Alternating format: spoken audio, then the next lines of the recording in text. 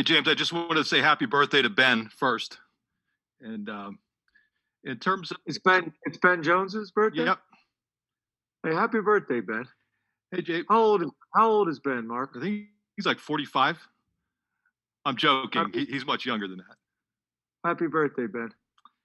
Hey, James, I've had a lot of people ask me this question, and I wanted to throw it over to you. How much of an issue has the fogged glasses thing been for you? Has it actually been a legitimate problem? Have you got a lot of free advice, and has any of it worked? And are contacts not an option? Thank you.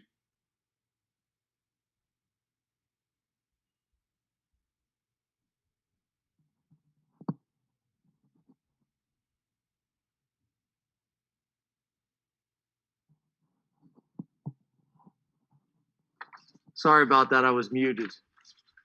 Um, so it was an issue, I think, earlier in the year, just more from a annoyance standpoint. But I've just kind of gotten used to it now. I don't know if you guys have noticed. I've now added surgical tape on top of the mask, which has been helpful until you try to take it off at the end of the day. But it is what it is. I not no one really cares, but I got astigmatism. So early on, when I tried to wear contacts, I had a hard time doing it. So I've never really wore contacts since. I've always been glasses. Then I wanted to get LASIX, and my wife wouldn't let me get LASIX because she said, I like you with glasses. That's how I know you. So I try to keep her happy, and it is what it is. But it's part of. I know, talking to our doctors, Wayne and those guys, they've been dealing with it as well. They haven't found solutions. I've been sent different things to put on your glasses. I've been told about things that you put on car windows. I've had different cloths. I've tried it all, and I'll probably get some more suggestions after this. There was some type of dish detergent that I was told. I tried that. I haven't found anything except the tape has been the best thing that I've done here recently. I started that on Sunday or Monday, I think. So again, long answer to a question probably people really don't want to hear about, but I appreciate the question. Tobias Wilborn, and then the birthday boys on deck. Yeah, my question isn't as fun as that, Coach, and shout out to Ben on his birthday as well. But last week you guys tackled harder than I think I've seen all season, particularly the way you guys played an offensive and defensive line. How much of that is just you guys finally just being in a good place as a team to play as tough as you'd like? Yeah, I think it was a combination of, I think, starting out well and building confidence. I think obviously some guys are really starting to play the way we think they're capable of playing. I think part of it is some guys getting healthy that have been battling through some nagging injuries. I think that's part of it as well. I think it's a number of things, but I do agree with you. I thought we played well. I thought we had a good plan going into that week. We thought we had some tendencies that would allow our guys to play with confidence, kind of anticipating what was coming. I think it was a combination of all those things. So to answer your question, Ben Jones and Audrey on deck. Hey James, how's it going? Happy birthday. How old are you? I'm 32. And since it's my birthday, technically you have to answer whatever I ask. Don't I always? So, yeah. So I'm just going to ask about injuries and nothing but injuries. I know you're focused on Saturday, but how do you kind of prepare for all the variables that you don't know about next week in terms of time and place and opponent? How much of like a run-up planning-wise can you do right now for that? Yeah, that's been the challenge, and I don't think it's right, to be honest with you. What I was told a week ago is that the West teams were all going to come to the East because this is the year to do it, and next year we're going to have to travel. I think you guys know this, but I don't know if all the fans know this. Every other year it's 5 and 4 home and away. So what we were told was that next week was, since we weren't going to go to to the neutral sites, the domes, that it would be home games for the East this year because next year it'll be the opposite. And then I heard today that may be changing, which I don't think is right. And then on top of it, there's still a lot of stadiums where parents can travel. And it sure would be nice to be able to tell the parents so they can make plans to be able to get to games. I don't think that's right. I think there's some frustration about it. I did talk to some other coaches in the league. I did talk to Sandy about it. The fact that the game's next week and we still really don't know, and we were told one thing last week and now it's different, is a little bit of a concern. Obviously, like to your point, we're focused on Michigan State, but I do think, based on what I was told last week was, home games for the East. I think that makes sense.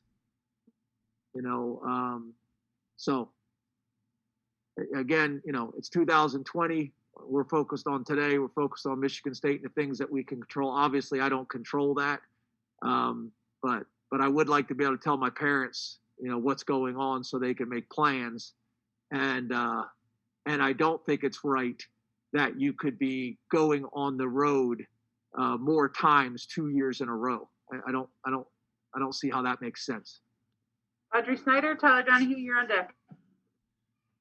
Hey, James. I wanted to, going off of Ben's point, since it is his birthday, when you said about those games, I mean, is Friday still a possibility as far as you know? I mean, I know you're not a fan of Friday games, but is that still on the table as far as you know?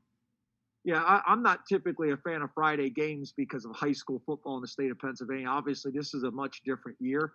But yeah, that's the other problem is, we don't know where the games are. We don't know who you're playing. And then on top of that, they're saying that there's a possibility the games could be Friday and Saturday. Tyler Donahue, Elton Hayes, you're on deck. Yeah, let's stick with the Big Ten and the end of the season, James. Guys are trying to get me in trouble. Yeah, maybe.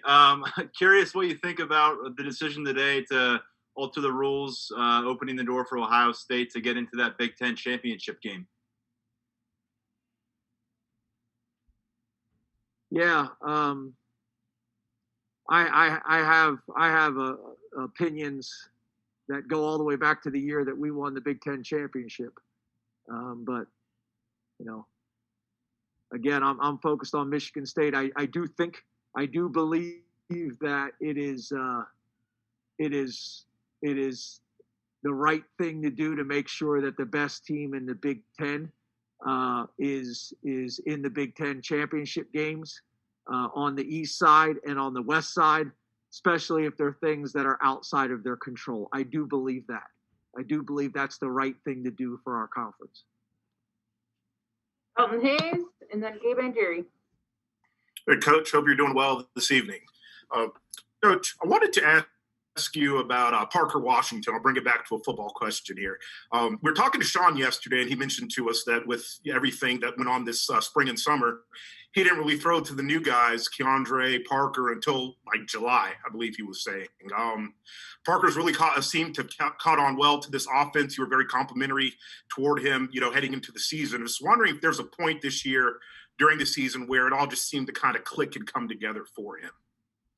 Yeah, to your point that you made, early in your question was, a lot of our seniors didn't get to know, the upperclassmen didn't get to know the young guys like they normally would, with full team summer workouts with them all out there together. So it was different from that standpoint. Especially, we did split practices longer than I think almost anybody. Which I think has helped us from a health perspective. But Parker, there'd been a buzz about him kind of for a while, but it depended on what group you were in. So if Sean wasn't in the same group as Parker and Keandre with how the team was divided, then he would never have gotten a chance to work out with them because we had very strict rules in that you could only run and you could only throw and you could only practice with your lift groups. So we had everything broken up so we could reduce the contact tracing and we could reduce the chance of a possible spread. So it made situations like that where those guys would like to get together and throw, but they couldn't if they weren't in the same groups. And obviously coming into the season with those guys, you didn't know who was going to be ready mentally, who was going to be ready physically, who was going to be ready emotionally to make sure that they were matched up with the right, with the right people. You didn't know that Parker and Keandre were going to end up being starters for us this year. You didn't know Theo was going to end up playing and Keziah and Keandre and those guys were going to play. So they didn't get to work together at all because they were in a different group. So when it kind of clicked, it was until we got into a traditional full team practice, which that didn't happen for us for a long time. And the area probably was the biggest challenge is on special teams, because you can practice on offense and you can practice on defense and split practices, but you can't do special teams practices. So that was one of the biggest challenges, because you got to pull the whole team together on special teams to get that work in. So that was a big discussion point with Coach Lorig, is how are we going to get our special teams work without ever practicing as a team. Got time for two more. We'll go with Gabe and Jerry, and then Nate Bauer will have the last one. Hey, James, how are you? Good, how are you? Good, thank you. What have you seen from your secondary over the past couple of Gabe, you're like the only guy that didn't say happy birthday to Ben. Oh. Would you mind? I'm sorry. Happy birthday, Ben. My bad. Okay, thank you. Over the past couple of weeks, it seems your secondary's played a little bit better. What have you seen? Seems the big plays have really been limited from you guys. Yeah, I think it's very similar to what we talked about earlier. I think we had some pretty good, indicators. We had pretty good tendencies of what we thought they were going to do. And I think you got to remember that there was a couple weeks there that we played with only 3 corners. So getting some guys back healthy, I think that factored into it. Having a good plan factored into it. Getting a couple wins and getting some good mojo going, that factored into it. Kind of a combination, of all those things. And a lot of those guys that kind of were inexperienced guys, Joey Porter and Hardy were experienced guys. They've gotten to play a lot of football, and you get better. And typically you're able to do that over time, kind of throughout the season, sprinkle it in. And we were obviously forced into a different scenario. Last question to Nate Bauer. Hey, James. Hi, Nate. I'm not wishing Ben a happy birthday. Just okay, but you brought it up though. As long as you make reference to it, that you're either not going to do it or you are doing it, that's fine. Yeah. Gabe just kind of blew him off completely. So it exists. I'm just not about it. That's fair. That's fair. Hey, I don't want to put words in your mouth. Yesterday, you seemed to suggest some concern, I guess, for the true freshman class, the guys that aren't playing, and how they're kind of handling and navigating all of this. I'm just curious if you can gauge their progress as a class through this year, as opposed to where they might stack up under a normal timeline. Yeah, I see it all over college football, and I'm talking to my buddies at other schools and other places. I guess what I was trying to say yesterday is if you're a senior and you're going through this, you can at least lean on the experiences that you've already had. You've had the whiteout game. You've had the Fiesta Bowl championship. You've had a Friday in this town when the town is buzzing, and we're going to the hotel and the RV lots are packed, and hugging your mom before the game and tailgating after the game, and the spring game was 70,000 people, and the laughing and the having a pool party as a football team, or going to the movies as a team, or all these the picture day we do as a family in the stadium with all the families, I think you guys are a part of that media day where the families all come. There's just so many wonderful experiences that these guys are able to have, that I'm able to be a part of, that my family's able to be a part of, that although this has been hard for the seniors for it to be like this, they at least have something to lean back on. And if you're a freshman and your only experience as a Penn State student and as a Penn State student athlete is this, or even as a sophomore, and 50% of your experience at Penn State has been this, it's challenging. It's challenging. Having the guys over to my house for dinner with my wife and kids. I remember going upstairs one day. We got a little playroom on the second floor with like video games, and I remember going up there, and Addie and Shola were younger. This was 5-6 years ago, and they got the guys dressed up in princess outfits, and they're playing video games, and they're putting makeup on them, and I know that sounds silly, but that stuff goes a long ways. And these freshmen have gotten none of that. They haven't gotten a home cooked meal at my house. And maybe it's different because of how I lead and how we do things as a family, and how we, my daughters come into the building, they go down the training room and they hug all the guys that are in there getting treatment and ask them how they are.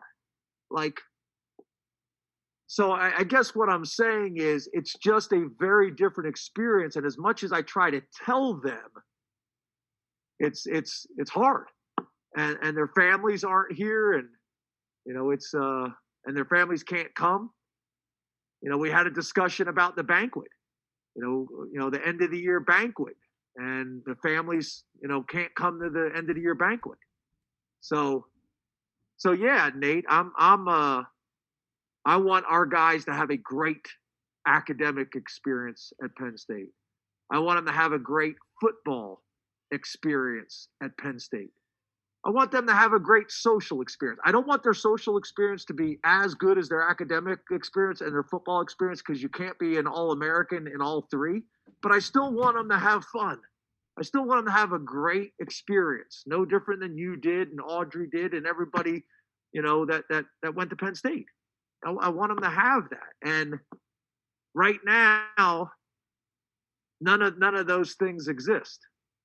But what I try to remind everybody is, when I talk to my buddies across the country in college football, everybody's dealing with this. So we have to deal with it. We got to make the best of it, and we got to stick together, and we got to work hard, and we got to find a way to get a win this Saturday and build on it. And I can't wait to take this thing off so they can see my face and my emotion, and I hug them. And when I used to punch Trace McSorley in the chest, and then he punched me back the one time and bruised my chest, and I want people to see my emotion. I want people to see my passion. I want people to see my face, and I want to see theirs, and I want to hug, and I want to do all that. And people need that. People need that. Our players need that. The community needs that. I need that. I need to be in there on Wednesday and have Audrey asking me tough questions. I want to be in there and Ben asking me, some outside the box questions. We all need it. And I know it's going to come back at some point, and we just all got to stick together and fight through this. And one of the things we talked about today in the team meeting is we can't stop taking moments to think about our blessings and the things that we're appreciative of. And even in these times, the things that we still got to believe in and got to be excited about. Being appreciative is important. I know I'm preaching right now, but I know Audrey hates this stuff. But that was a long answer. So. Well, we'll end on that one. So happy birthday, Ben, and thanks, Coach. Hey, Ben, happy birthday. Appreciate you, man. See you guys.